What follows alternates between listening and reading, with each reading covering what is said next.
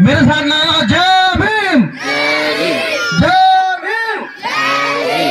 बहुजन समाज में पैदा हुए सभी संतों, गुरुओं, महापुरुषों, वीर वीरांगनाओं के चरणों में श्रद्धा सुमन अर्पित करते हुए जो आप लोग बैनर में पोस्टर देख रहे हो, पहले वाला जो चित्र है, आप लोग कृपया करके सभी सामने देखे, सभी सामने देखे।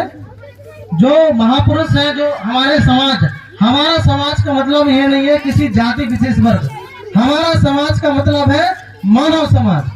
तो ये जो आप लोग महापुरुष देख रहे हो, लाइन लगी है, इन महापुरुषों ने मानवता के लिए काम किया है और अपना जीवन निछावर किया है। तो सबसे पहले आप जो फोटो देख रहे हो, तथागत गौतम बुद्ध, आज से 2500 साल पहले इनका जन्म हुआ था और इन्होंने तमाम विश्व में अपनी विचारधारा, समानतावादी विचारधारा, बुद्ध की जो बातें थी पूरे विश्व में फैलाया। उसके बाद जो आप फोटो देख रहे हो, हमारे सम्राट अशोक की फोटो है, सब लोग दिखाएंगे ना, दूसरे नंबर की सम्राट अशोक के जो फोटो देख रहे हो, चक्रवर्ती सम्राट, ये भारत के बहुत बड़े हमारे पूर्वज राजा हुआ करते थे। और हमारा जो भारत था, अभी जो भारत है इतना भारत नहीं, हमारी भारत की जो सीमाएं हैं वो अफगानिस्तान से लेकर म्यांमार तक लगती थी। उतने बड़े 56 लाख किलोमीटर तक हमारा शासन फैला हुआ था। उसके राजा सम्राट अशोक है, आप लोग जो देख पा रहे हैं, सभी लोग समझ में आ रहा है ना, मैं कोई भाषा वगैरह नहीं दे रहा हूँ। और तीसरे नंबर जो फोटो लगी है, ये संत कबीर दास जी हैं। ये इन्होंने भी मानवता के लिए काम किया और जो समाज में पाखंडवाद, अंधविश्वास, जातिवाद जो फैला हुआ था, उसके लिए उन्होंने जिंदगी भर लोगों के माध्यम से लड़ाई लड़ी है। तो ये जो तीसरे नंबर की फोटो है वो किनकी है, बताओ किनकी है? संत कबीर की। किनकी है? संत कबीर की फोटो है। जो चौथी फोटो आप लोग देख रहे हो, ये संत गुरु रविदास जी है। आप लोग सभी रविदास जी को जानते हैं ना, बताओ कौन कौन जानता है, हाथ खड़े करो। तो ये जो संत गुरु रविदास जी हैं, इन्होंने मानवता के लिए काम किया, जातिवादी को खत्म करने के लिए जो काम किया, ये संत गुरु रविदास जी हैं। और एक बात ध्यान रखना, महापुरुष किसी भी जाति धर्म का नहीं होता है। इन्होंने जातियों को खत्म करने के लिए, मानवता को फैलाने के लिए काम किया है। वो कौन है? संत रविदास जी। कौन है? संत रविदास जी हैं, उनको मैं नमन करता हूँ। और जो आप फोटो देख रहे हो दूसरे नंबर की, पगड़ी वाले बाबा है, बड़े वाली भी फोटो लगे, ये है हमारे महापुरुष काशीमाली समाज में पैदा हुए महात्मा ज्योतिराव फुले, राष्ट्रपिता महात्मा ज्योतिराव फुले, जिनकी हम लोग संयुक्त जयंती मना रहे हैं। इन्होंने हमारे लिए सबसे पहले शिक्षा के दरवाजे खोले। किसके दरवाजे खोले? शिक्षा के दरवाजे खोले, एजुकेशन। क्योंकि हमारे लोगों को पढ़ने लिखने का अधिकार नहीं था। हमारे लोगों का मतलब ये नहीं है कि अहरवाल समाज के लोगों को, हमारे लोगों का मतलब है इस देश को जो दबे कुचले लोग हैं, जो हमारा अनुसूचित जाति, जनजाति, पिछड़ा वर्ग तथा सभी वर्ग की जो महिलाएं हैं। अब महिलाएं किसी एक जाति धर्म की नहीं रहती हैं, सबकी रहती है, ब्राह्मण, बनिया, ठाकुर, सभी की जो महिलाएं हैं, उनके लिए शिक्षा का काम किया। किसका काम किया? शिक्षा का काम किया ना, शिक्षा का, एजुकेशन का काम किया। और उनकी पत्नी माता सावित्रीबाई फुले, जो आप फोटो देख रहे हैं, उनकी पत्नी है। कौन है? माता सावित्रीबाई फुले। कौन है? बोलो, माता सावित्रीबाई फुले, ये उनकी पत्नी है। उन्होंने जिंदगी भर संघर्ष किया महात्मा फुले के साथ में। और ये जो फोटो देख रहे हैं, भारत की सबसे पहली महिला शिक्षिका है। भारत की सबसे पहली महिला शिक्षिका कौन है? सावित्रीबाई फुले। भारत की पहली महिला शिक्षिका सावित्रीबाई फुले, जिन्होंने महिलाओं के लिए सबसे पहले शिक्षा के दरवाजे खोले। उससे पहले महिलाओं को पढ़ने लिखने का अधिकार नहीं था। जो धर्म शास्त्र है उनमें अधिकार नहीं था। मनुस्मृति में बोलते थे महिलाओं को पढ़ने लिखने का अधिकार नहीं है। जो पिछड़े वर्ग के लोग हैं उनको पढ़ने लिखने का अधिकार नहीं है। पढ़ने लिखने का अधिकार केवल उच्च वर्गीय लोगों को है, जो कि होता नहीं है। तो उन्होंने सभी के लिए शिक्षा का काम किया। महात्मा फुले, माता सावित्रीबाई फुले ने शिक्षा का काम किया। जो आप जो दूसरी फोटो देख रहे हैं, जो धनुष लिए हैं, पगड़ी बांधे, दिख रहा है सभी को? बताओ, दिख रहा है ना? ये है बिरसा मुंडा। कौन है? ये है बिरसा मुंडा। इन्होंने आजादी की लड़ाई लड़ी है, आदिवासी समाज में पैदा हुए। इन्होंने आदिवासी समाज की लड़ाई लड़ी, आदिवासी समाज में पैदा हुए, लेकिन देश की आजादी में इनका प्रमुख योगदान था। तो ये कौन है भैया बताओ? बिरसा मुंडा जी। कौन है? बिरसा मुंडा जी है। जो दूसरी फोटो आप देख रहे हैं जो पगड़ी लगाए, छत्रपति साहू जी महाराज। कौन है? छत्रपति साहू जी महाराज। जो छत्रपति साहू जी महाराज है, इन्होंने हमें सबसे पहले आरक्षण की व्यवस्था की। जो उनके राज्य में आरक्षण की व्यवस्था की। आप बोलोगे आरक्षण क्या होता है? किसी को पता है आरक्षण क्या होता है? आरक्षण मतलब होता है कि सबको समान अधिकार, जो ऊंचा नीचा व्यक्ति है उनको समान अवसर दिए जाए। तो छत्रपति साहू जी महाराज ने हमें समान अवसर दिए, शिक्षा के लिए स्कूल खोली और महिलाओं के लिए समान अधिकार दिए। ये है छत्रपति साहू जी महाराज। और जो दूसरी फोटो देखे, इनको कौन कौन जानता है? आज जिनकी हम जयंती मना रहे हैं, सब लोग जानते हैं ना। ये है डॉक्टर बाबा साहब अम्बेडकर। कौन है? जिनकी हम 132 जयंती मना रहे हैं, वो डॉक्टर बाबा साहब अम्बेडकर है। उन्होंने क्या किया था बताओ? किसी को पता है क्या? इन्होंने हमें सबसे ज्यादा अधिकार दिए। जो आपको सीरीज दिख रही होगी ना, लैंड बाय लैंड, सबसे इसके बाद डॉक्टर बाबा साहब अम्बेडकर पैदा हुए। इन्होंने हमारे लिए संविधान लिखा। क्या लिखा? और संविधान में सभी को अधिकार दिए। ऐसा नहीं एक अधिकार सिर्फ अहरवार समाज को दिए हो, अधिकार सभी को समान अधिकार मिले। संविधान में सबको समानता का अधिकार है कि नहीं है? है कि नहीं है बताओ? शिक्षा का अधिकार दिया। कौन सा अधिकार दिया? स्वतंत्रता का अधिकार दिया, सभी लोग स्वतंत्र रहे। शोषण के विरुद्ध अधिकार दिया संविधान में। तो डॉक्टर बाबा साहब अम्बेडकर ने हमारे लिए लड़ाई लड़ी, हमारी समाज के लिए नहीं, सभी के लिए, किसी एक जाति के लिए नहीं लड़ी लड़ाई।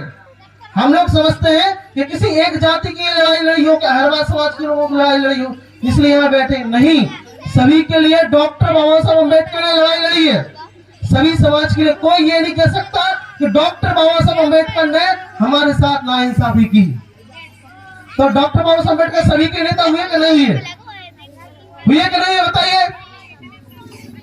और जो दूसरी फोटो देख रहे हो, ये हमारे संत गाडगे बाबा है। कौन है?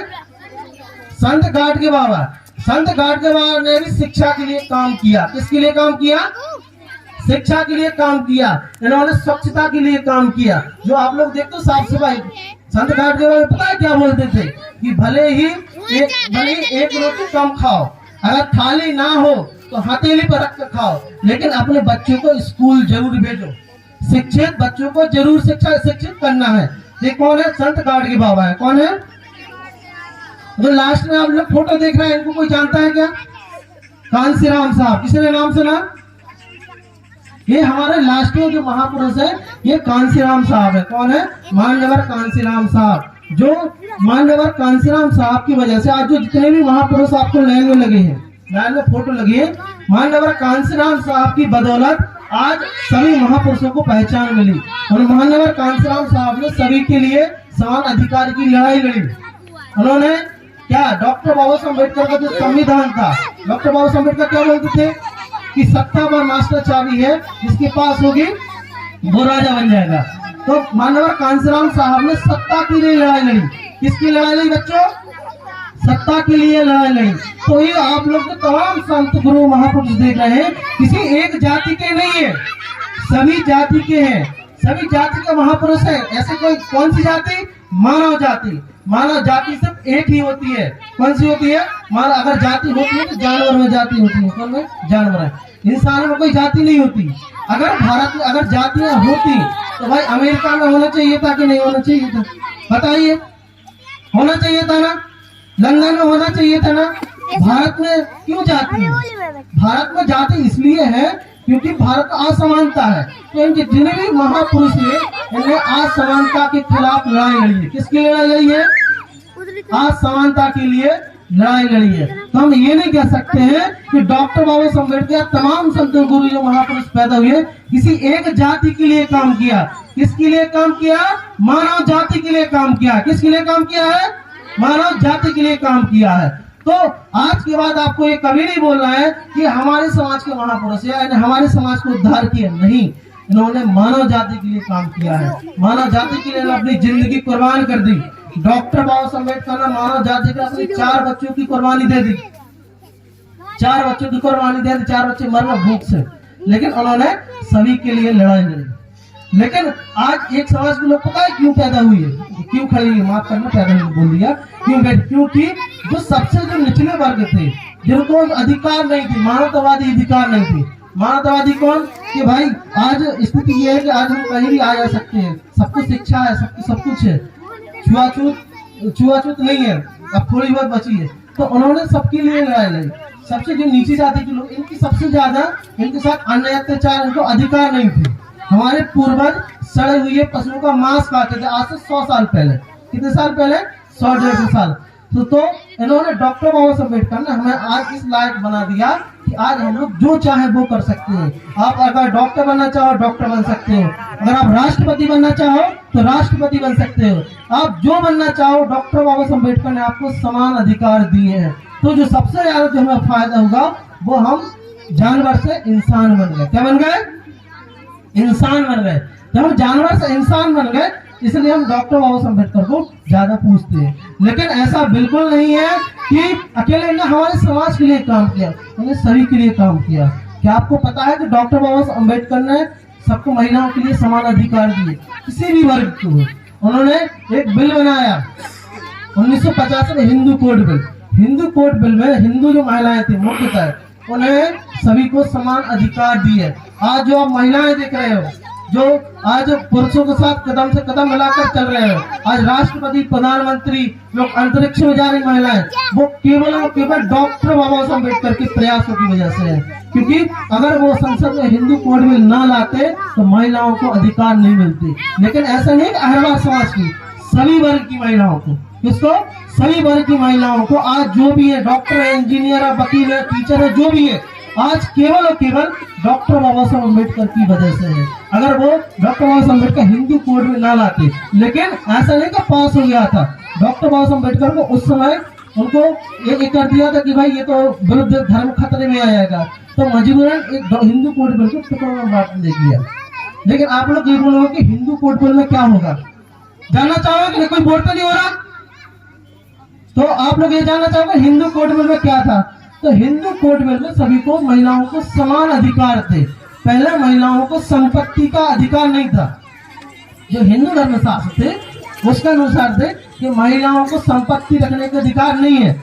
लेकिन डॉक्टर बाबा साहब अम्बेडकर के प्रयासों से हिंदू कोड बिल ने व्यवस्था कर दी कि जो महिलाएं हैं अपनी जो पिता की जो संपत्ति है उसमें हकदार रहे। जो महिलाएं हैं, जो सभी वर्ग की महिला, उनको बिजनेस करने में और जो भी काम करने में सभी को लोन मिलेगा। तो केवल और केवल डॉक्टर बाबा साहब अम्बेडकर की वजह से हुआ। तो केवल और केवल किसकी वजह से हो रहा? डॉक्टर बाबा साहब अम्बेडकर की वजह से। उन्होंने ऐसे बिल बनाए, महिलाओं को आरक्षण की व्यवस्था की, इसलिए क्योंकि सभी वर्ग की महिलाएं क्या पढ़ लिख सके, आगे बढ़ सके। तो जितने भी महापुरुष पैदा हुए, मेरा कहना यह है, क्योंकि हम क्या करते हैं, सबसे बड़ी गलती ये करते हैं कि हमने महापुरुषों को जातियों में बांट लिया। किसमें बांट लिया? जातियों में। तो जो महापुरुषों की जो वो चाहते थे कि जातियां खत्म हो, लेकिन है ना महापुरुषों को जाति में बांट लिया कि संत गाडगे बाबा रजक समाज के हैं, यहाँ पर छत्रपति साहू जी कुर्मी महाराज कुर्मी समाज के हैं, बिरसा मुंडा आदि समाज के, आदिवासी समाज के, हमने इनको जाति में बांट लिया। तो इससे हुआ क्या कि जो जातियों को कायम रखना चाहते हैं उनका काम आसान हो गया, क्योंकि हम अब महापुरुषों को जातियों में बांटने लगे। ऐसा नहीं है कि केवल और केवल जो काम किया केवल इन्हीं ब्राह्मणों ने भी काम किया। किसी को डॉक्टर राहुल संस्कृति हमको जानते हो कोई? उन्होंने सबसे जो ग्रंथ लिखे हैं वो समानता के लिए अधिकार लिखे हैं। डॉक्टर भदंत आनंद कौशलयान है, डॉक्टर भदंत आनंद कौशलयान, ये वो जानता है। उन्होंने डॉक्टर बाबा साहब अम्बेडकर के जितने भी जो राइटिंग स्पीच थी, जितने भी भाषण लिखे थे, उनको हिंदी में प्रकाशित किया। तो डॉक्टर बाबा साहब अम्बेडकर के साथ ब्राह्मण भी थे। तो ऐसा नहीं है किसी जाति के लिए काम किया। ये जो हम लोग जो काम कर रहे हैं, किसी जाति के लिए, किसी जाति को आगे बढ़ाने के काम नहीं कर रहे हैं। आप लोग सुन रहे हैं मेरी आवाज? हम लोग जो काम कर रहे हैं वो मानवता के लिए काम कर रहे हैं, शिक्षा के लिए काम कर रहे हैं कि सभी वर्ग के लिए सभी समान शिक्षा हो, समान अधिकार हो, सभी लोग अच्छे से जिए, मानवता के लिए हम लोग काम कर रहे हैं। तो मैं बात इतनी ही कहना चाहूंगा और सब जितने भी सभी साथियों ने जो कार्यक्रम का आयोजन किया, सभी को बहुत बहुत धन्यवाद। और इसी के साथ मैं अपनी बात को खत्म करता हूँ। जय भीम, जय भारत, जय जय कांसी।